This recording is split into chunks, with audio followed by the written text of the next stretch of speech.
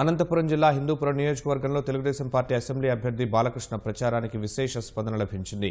Telugu Desam party శ్రేణులు ఆయనపై పూలవర్షం కురిపించారు. నృత్యాలు చేస్తూ బాలకృష్ణకు స్వాగతం పలికారు. తనదైన శైలిలో హావభావాలతో బాలకృష్ణ ఆకట్టుకున్నారు. తాను సైతం నృత్యం చేస్తూ కార్యకర్తల్లో ఉత్సాహం నింపారు.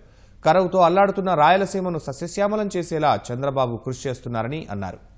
రాష్ట్ర అభివృద్ధి ఇలాగే కొనసాగాలంటే మళ్లీ తెలుగుదేశం పార్టీని గెలిపించాలని బాలకృష్ణ కోరారు.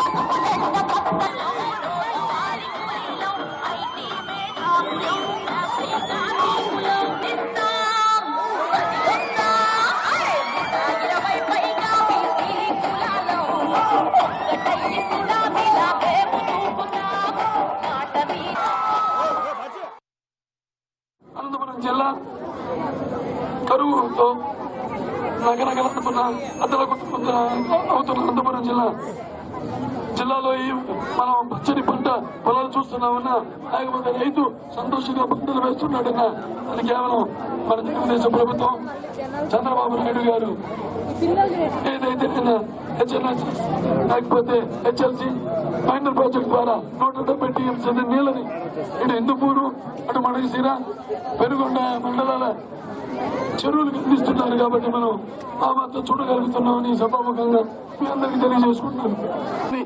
నర్ర చేసి